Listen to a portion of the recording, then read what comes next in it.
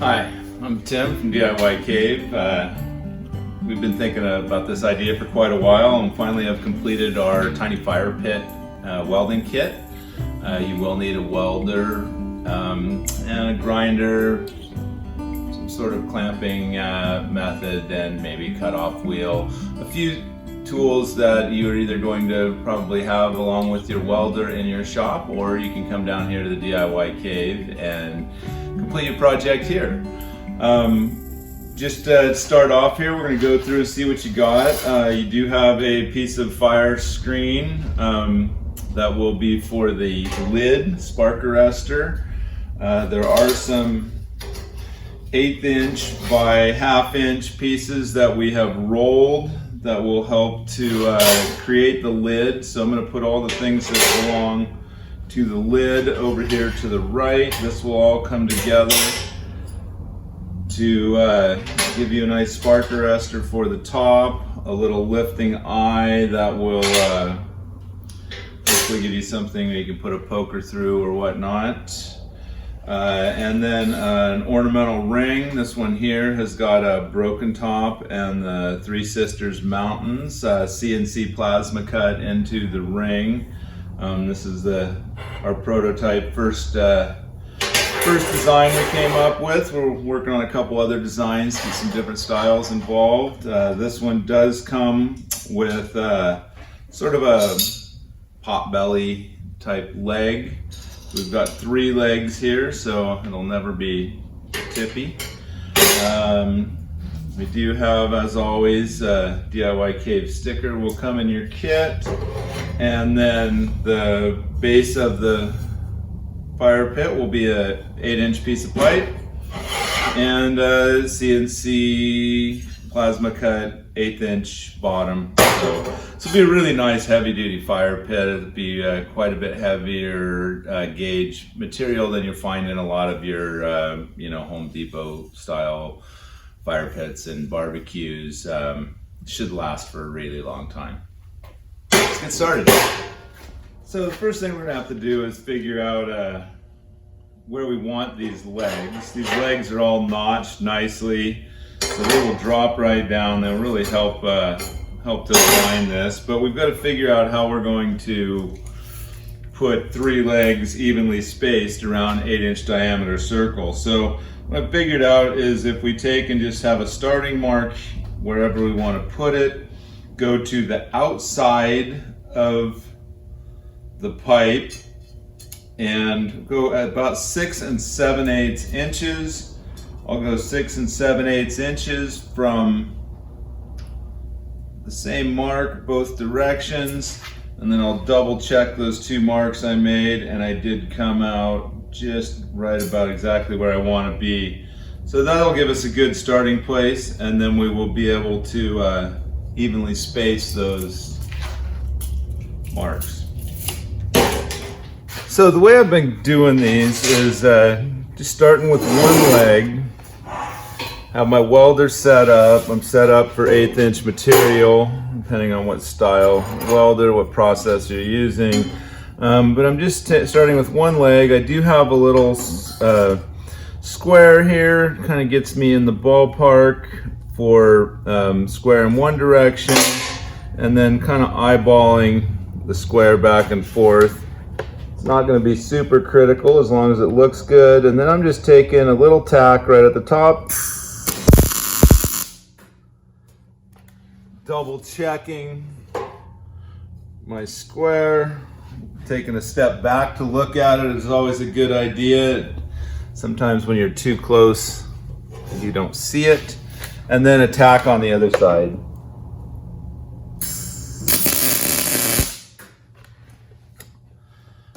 And I'll do that for all 3 legs and get those tacked up one at a time.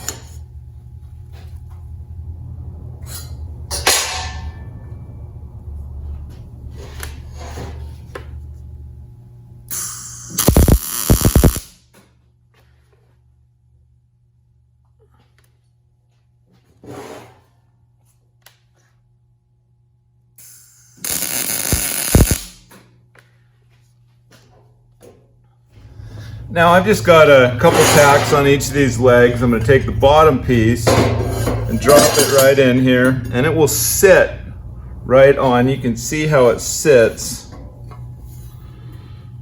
right on those little nubs for the legs. And I'm going to reach right in here with the welding tip and just tack this in place from the inside.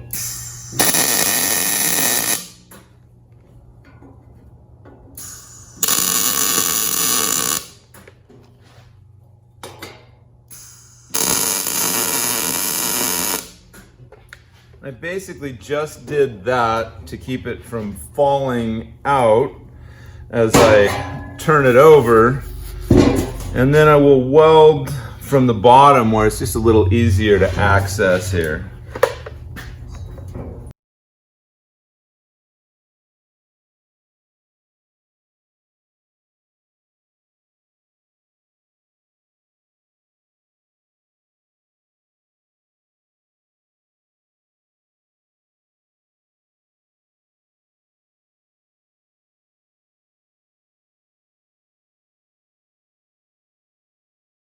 Bottom completely welded in now. Weld that 100%. Make sure we don't have any holes that are going to be letting any ashes fall through or something. You can definitely weld out the inside if you would like to. There's no reason not to. I'm not sure that there's a reason to, unless you just want to help keep it from bleeding rust spots or whatever in the end. And then I'll take it and swing it over here and set it on its side. And we're going to start welding these legs on. And this works pretty well for me to just work on the top one.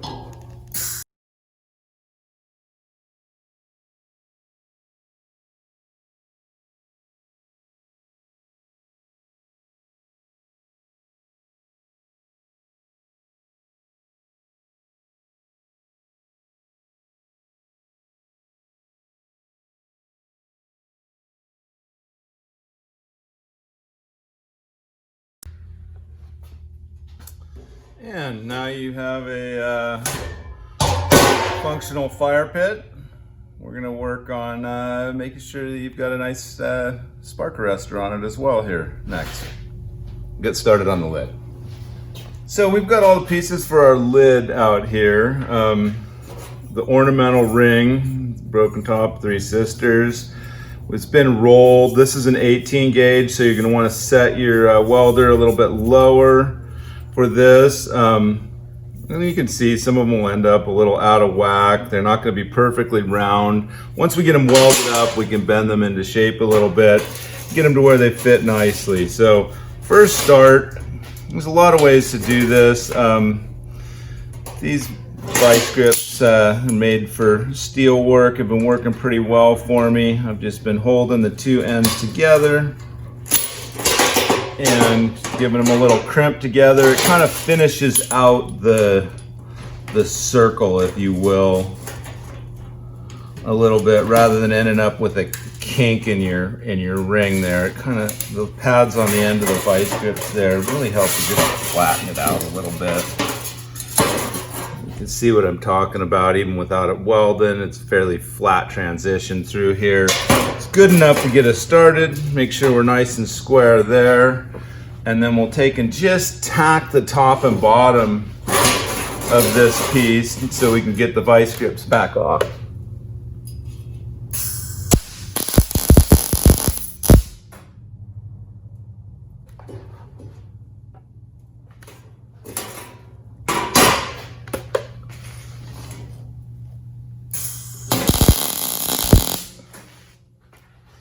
Okay, just let that cool for just a second. Then we should be able to pop the vice grips off. Have that hold in position fairly nicely. And then we can go ahead and weld this out.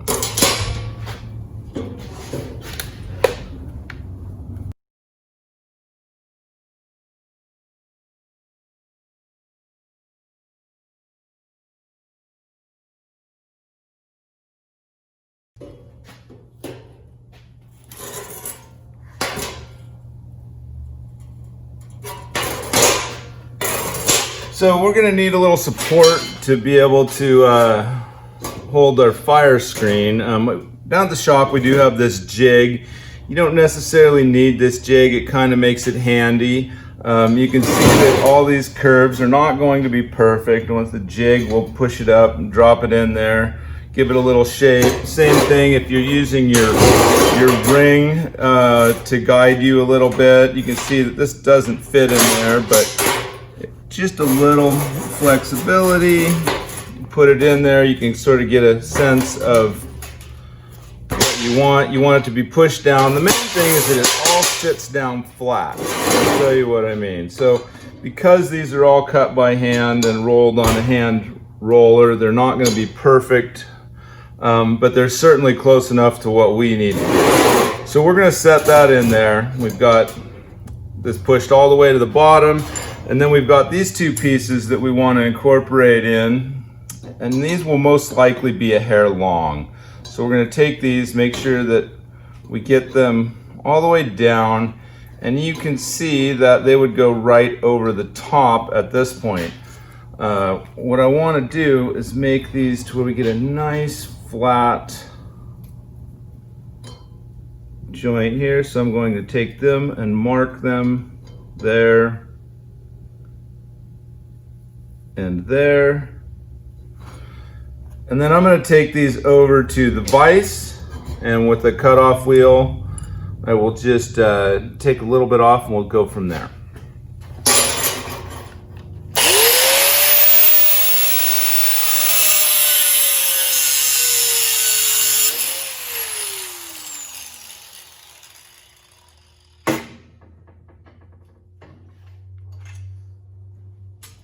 Now we're back over here at the table. We're going to try these again for length. See how they do.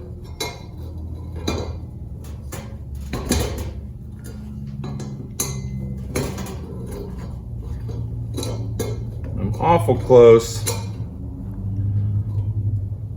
Still just a little bit long on those. I'm going to take them over to the grinder, take a hair off. So you can see now with a little finessing, we got this all to sit where it should sit really nice and square.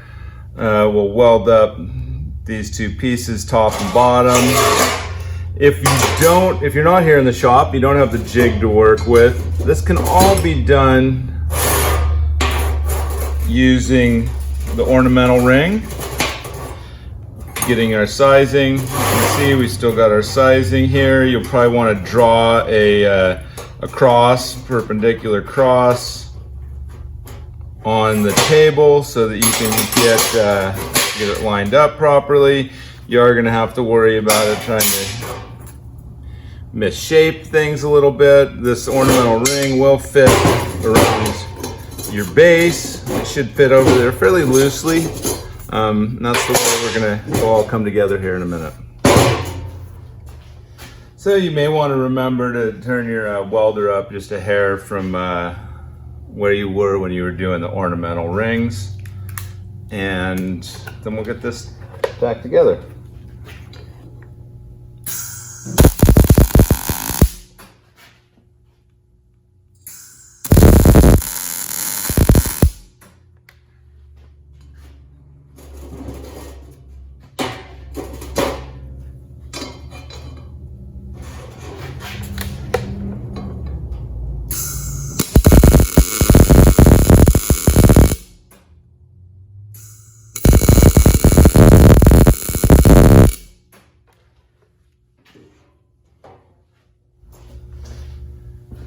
And at this point you want to do a little bit of cleanup on your ornamental weld and also on your cross piece inside and out. We'll do a little grinding on there.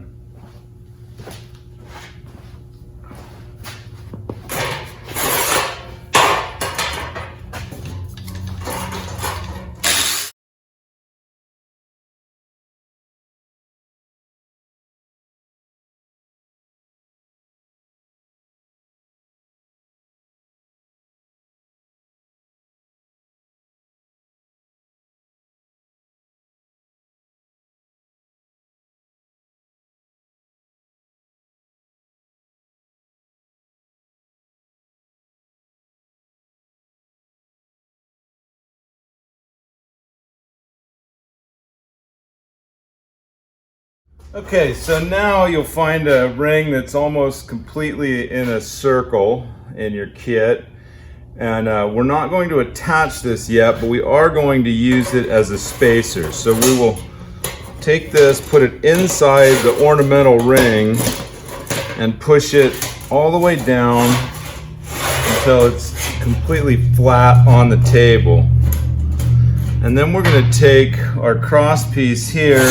You can line it up if you want so you're not going right through some of the mountains. There's, you know, maybe some slightly better ways to do that than others, but we'll go down, and then you want this to be pressed down flat on top of this spacer ring. And then we're just using this to create a little 1/2 inch space right there. As I get this down flat, I'm going to come around and just make a little tack right on the side of all of these.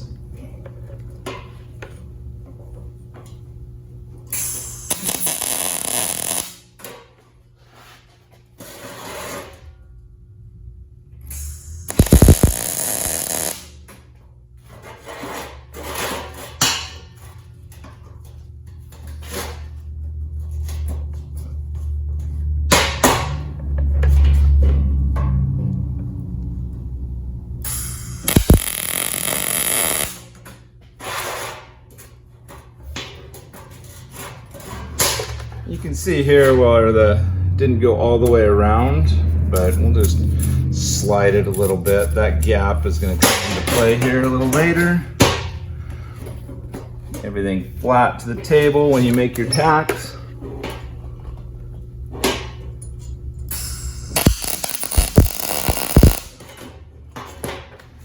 Okay, so now we've got that tack in, we can pull that ring out, and then we'll go around and we'll go just get a nice, good, strong tack on the other side of all those bands.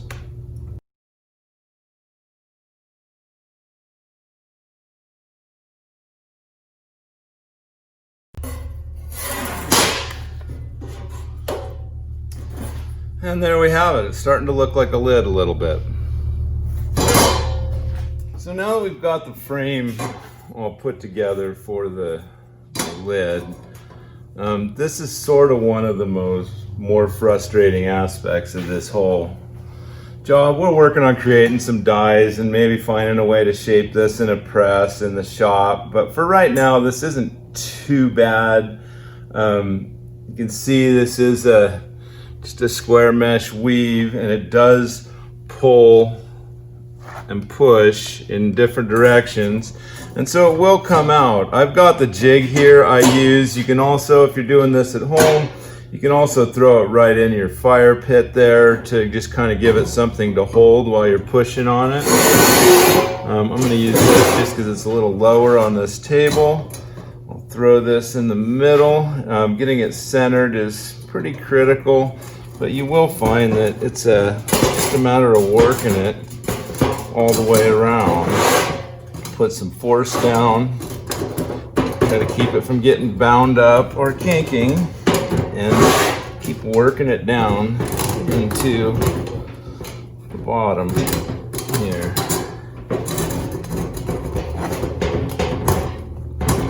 Once you get it, you see you start to get some kinks like that. Maybe get your thumb out there and start pushing into the sides a little bit. This one's actually going fairly nicely. Sometimes you get some kinks. You can usually push those kinks out with your thumb there. Just get that wire to shift a little bit. Try to push it all the way down to where it's fairly tight up next to our bands. Like I said, it's not the most streamlined way to do it, but to get this nice dome shape, you'll find a lot of them are not, a lot of fire pit lids are not nearly as domed. And I think it's probably a little easier if you made them flatter. For this small pit, I thought it was kind of important to have it come up a little bit higher.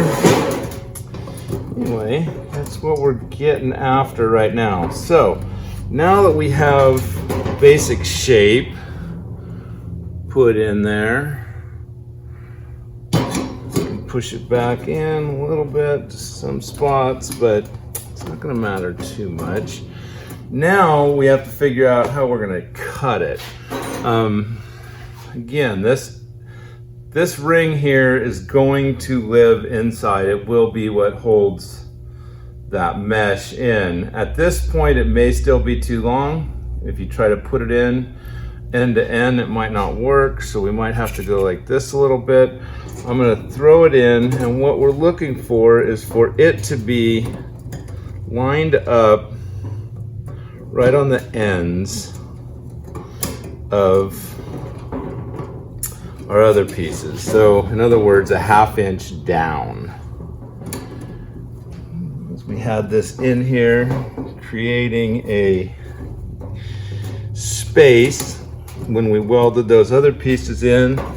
Now we're gonna line this up right on the ends of these other pieces. If you want, we still have one other piece here that you can sort of use as a spacer. We haven't attached this piece yet, so that will kind of get you to get that all lined up properly. If you can line that up and just have it hold in there fairly well, fairly straight all the way around. Feeling pretty good about that. Then we'll take a marker and we're just going to draw a line where we're going to need to cut this all the way around.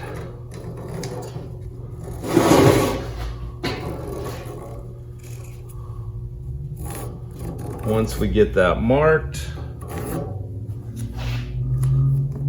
we can pop this back out and we should be good. Now there are wires that are coming off on here. This can get pokey. I've definitely bled a little bit from this part of the project, so be careful.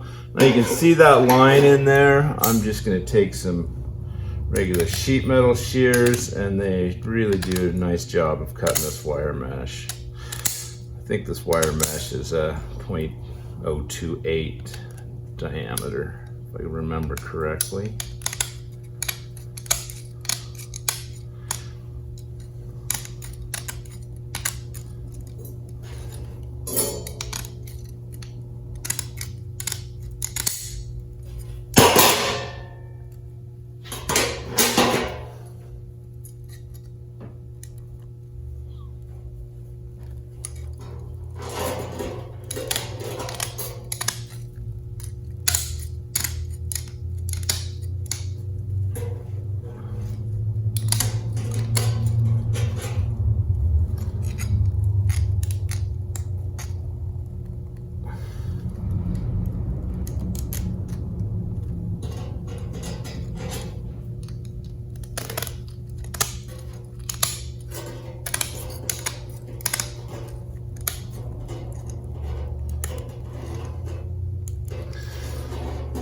I think I will definitely grab a new pair of shears next time. The other ones I grabbed seem to cut quite a bit nicer than this pair.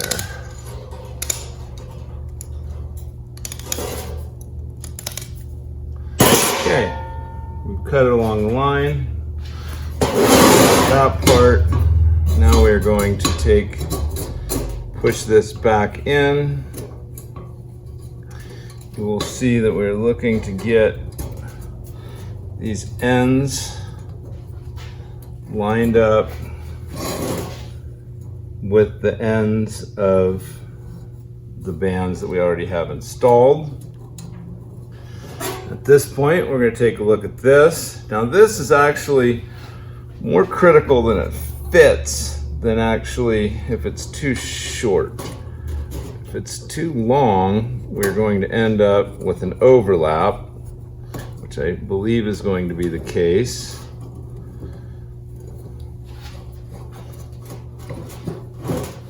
But we'll get an idea of what we need to get rid of. going to line that up right on the ends here. Push it out into the sides. And you can see here that we've got just a slight overlap. I'm going to need to take just a hair off of this to make that fit correctly. If you take a little too much off, it's not the end of the world. There's really no structure there. This is just holding this screen in and giving the lid a nice surface to sit on the fire pit.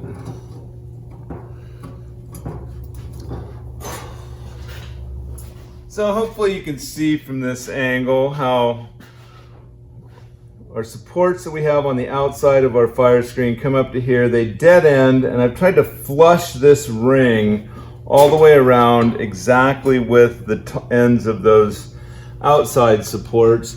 And that's going to be what just kind of keeps everything true. And we're just going to tack right on the top of these. We're going to go around, we're going to tack the top of all these. Those tacks are actually going to sit on the rim of our fire pit. So we do want them to be a similar height. If it's too wobbly, you can always go in and grind those down a little bit, but you shouldn't need to.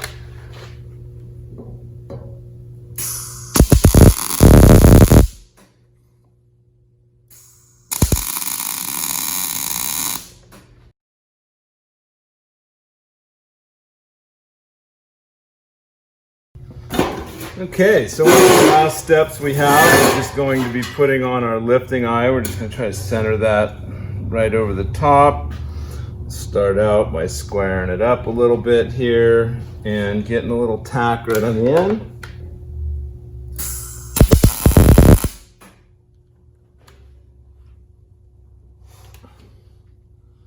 Straighten that out while we just try that again.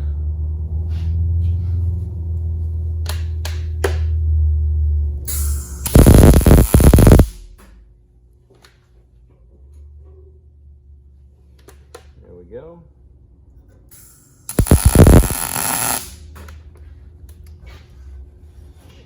And then a couple little tacks on the sides and underneath here just to make sure it's nice and strong and doesn't fail on us in the future.